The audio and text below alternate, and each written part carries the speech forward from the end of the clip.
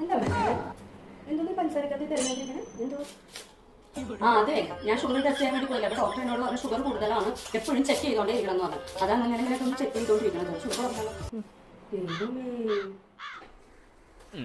അമ്മ ഞാൻ ഷോപ്പിങ്ങിൽ പോയിട്ട് വരാം കേട്ടോ. ശരി മോളെ, സൂക്ഷിച്ച് പോയിട്ട് വരാം കേട്ടോ. ശരി അമ്മ. അമ്മ ഞാനും ചേച്ചി ഒന്ന് പുറത്തേക്ക് പോയിട്ട് വരാം കേട്ടോ.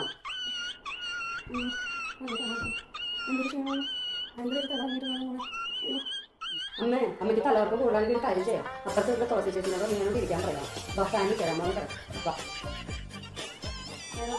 വേണ്ട മോളെ, ഞാൻ വിളിച്ചു തരണോളൂ.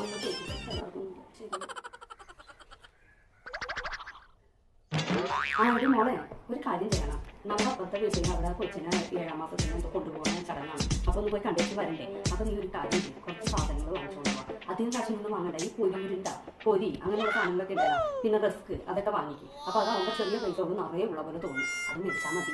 അത് കുറച്ച് വാങ്ങിച്ചിട്ടോ ഓരോ പാക്കറ്റ് മതി. പിന്നെ റിസ്ക് ആ വേലപ്പിഞ്ചയുടെ ഇടയിൽ പോകാൻ വഴിക്ക് ലൂസിൽ കിട്ടും. അപ്പൊ ഈ പൊരി അങ്ങനെ തന്നെ കിട്ടും. ഒരു ഉണ്ടാവും 2 പാക്കറ്റ് വാങ്ങിച്ചു. അപ്പൊ വലിയ കവറിലും തോന്നും. കറക്റ്റാണ് വാങ്ങിച്ചിട്ടോ. അത് മാത്രമായിട്ട് എന്തിനാ അമ്മയാക്കണേ, നമുക്കൊരു കാര്യം ചെയ്യാം. 10 രൂപയുടെ പോപ്കോൺ കിട്ടില്ലേ പാക്കറ്റ്, ഈ ഇങ്ങനെ നമ്മൾ കുട്ടികളൊക്കെ പത്രപ്രായം പൊട്ടില്ലേ, അതൊരു 10 വേണം ഞാൻ വാങ്ങിച്ചിട്ട് തരാം. പോപ്കോൺ നമ്മൾ പൊരിച്ചത് വാങ്ങിച്ചിട്ടുണ്ടെങ്കിൽ വില കൂടുതലാണ്. ഇതാകുമ്പോൾ ചെറിയ പരിപാടിയേ ഉള്ളൂ. അതൊരു കവർ നിറച്ചും ഉണ്ടാവും. അതുകൊണ്ട് അങ്ങനെ പൊലിമയും ഉണ്ടാവും. എന്നാൽ കാണിച്ചാൽ വില കുറവല്ലേ.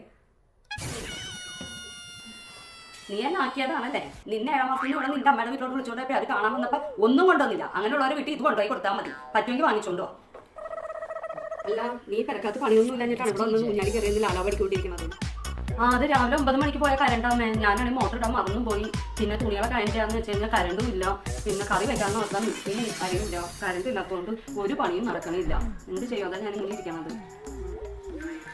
കരണ്ട് വന്നോ?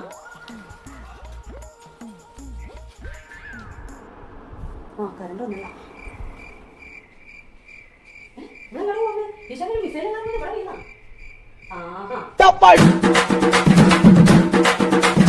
Kamu ketemu ke Amal Dumal.